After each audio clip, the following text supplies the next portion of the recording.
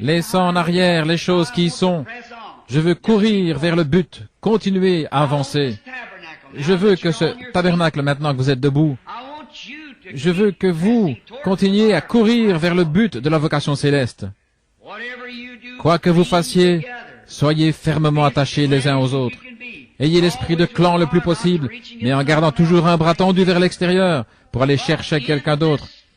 Mais dans cette foi que nous prêchons maintenant, pour laquelle nous combattons, ne vous en éloignez pas d'un pouce. Si vous croyez que je suis son serviteur, ceci est le programme de Dieu. Ce ne sera jamais dans la majorité, ce sera toujours la minorité. Ça a toujours été et ce sera toujours comme ça. Mais souvenez-vous, il est écrit, « Ne crains pas, petit troupeau, car c'est la bonne volonté de ton Père de te donner le royaume. » Maintenant, il y a un groupe d'offices dans notre Église, des diacres, des administrateurs, surveillants de l'école du dimanche, pasteurs, selon l'ordre établi dans notre Église. Et vous êtes les gens qui avez élu ces offices et ces pasteurs. Je suis simplement le surveillant général, je suis là pour veiller à ce que tout se déroule bien, pour donner des conseils, ainsi de suite. Et c'est vous qui élisez votre pasteur, qui élisez vos administrateurs, qui élisez vos diacres, qui élisez chaque office qu'il y a dans l'Église. C'est vous, les gens. Et c'est votre devoir de vous tenir près de ces hommes. Oui. Ils vont faire des erreurs. Ce sont des hommes, des mortels. Ils feront des erreurs. Mais si le président des États-Unis commet une erreur, est-ce qu'on va le renvoyer comme président? On oublie ça et on va de l'avant. C'est ainsi que nous voulons faire avec notre Église maintenant. Je l'écoutais prier il y a quelques instants pour les diacres et d'entendre là derrière à la porte un témoignage des administrateurs que vous êtes tous d'un même accord. Maintenant, restez comme ça maintenant, souvenez-vous.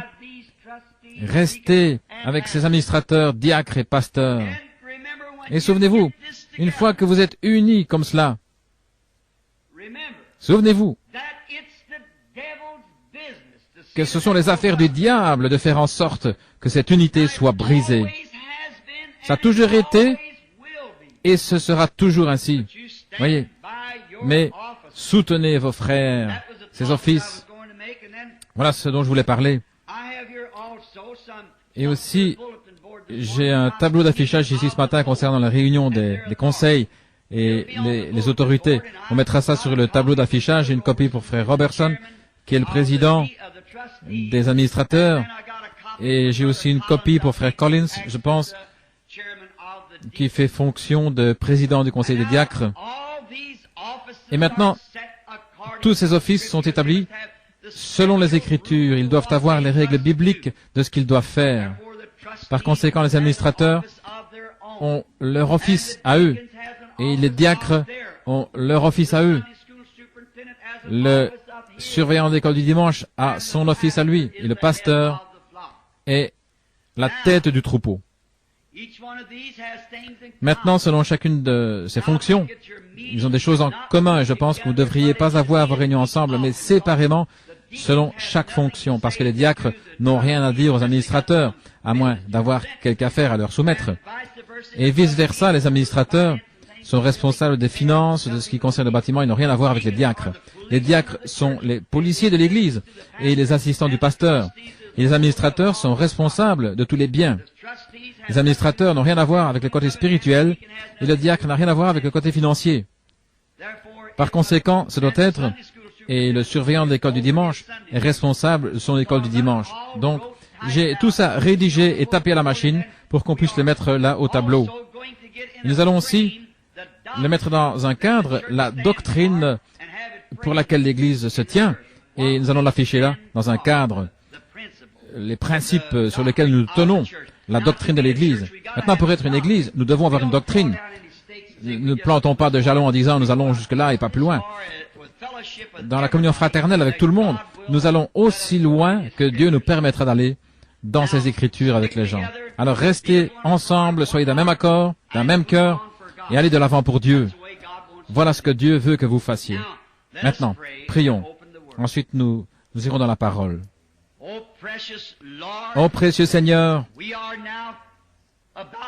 maintenant nous sommes sur le point de nous approcher de la parole divine ou la lecture de cette parole. Que ton Saint-Esprit nous interprète ce dont nous avons besoin. Et donne-nous de parler, Seigneur, et d'agir, de vivre, en sachant que nous sommes tous tes enfants par grâce, puisque tu nous as appelés. Qu'il y ait une communion fraternelle dans cette Église, car nous sommes sur le point d'émerger dans un grand mouvement. C'est ce qui nous semble qui va susciter d'autres ministres pour aller dans les champs de mission là-bas. Ou si tu devais m'envoyer dans différentes régions du monde pour y établir la foi, je pourrais alors présenter un ministre prêt, disposé, formé pour prendre la relève. Et que la foi qui a été transmise aux saints une fois pour toutes et pour laquelle nous nous tenons bravement devienne un cercle autour du monde. Accorde-le, Seigneur. Que ce petit tas de mauvaises herbes, c'est ce que c'était le jour où nous l'avons consacré, que ce soit une église qui s'élève ici, Seigneur, d'où sortiront des ministres et des évangélistes, et des docteurs et des missionnaires qui iront vers toutes les régions du monde. Nous voudrions demander ce matin une bénédiction spéciale pour notre frère et notre sœur Stricker qui souffrent en ce moment. Mais nous savons que nous devons tous subir ces épreuves. Chaque fils qui vient à Dieu doit être châtié, mis à l'épreuve. Et si nous abandonnons facilement et que nous faisons demi-tour, alors nous sommes des enfants illégitimes et non les enfants de Dieu.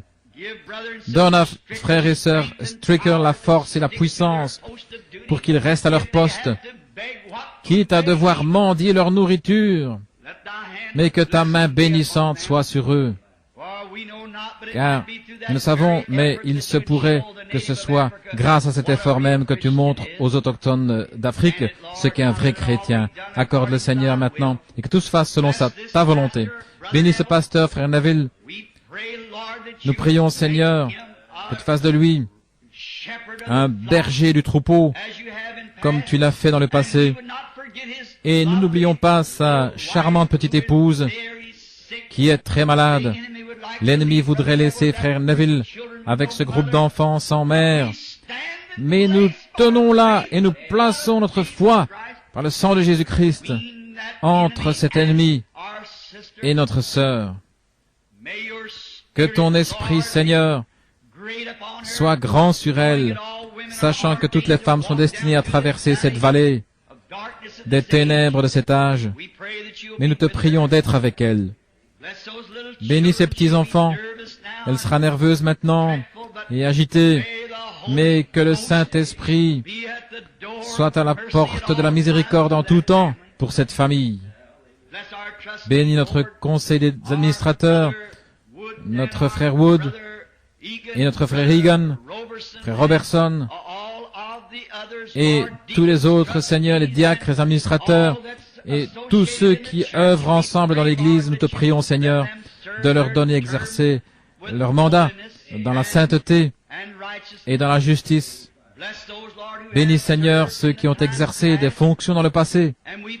Et nous te prions de continuer à être avec nous tous, de sorte qu'on nous connaisse comme une Église qui œuvre dans l'unité, dans l'esprit et dans l'amour du Seigneur. Nous te prions maintenant de nous dispenser la parole selon nos besoins, alors que nous lisons dans ta parole écrite, car nous le demandons dans le nom de Jésus. Amen.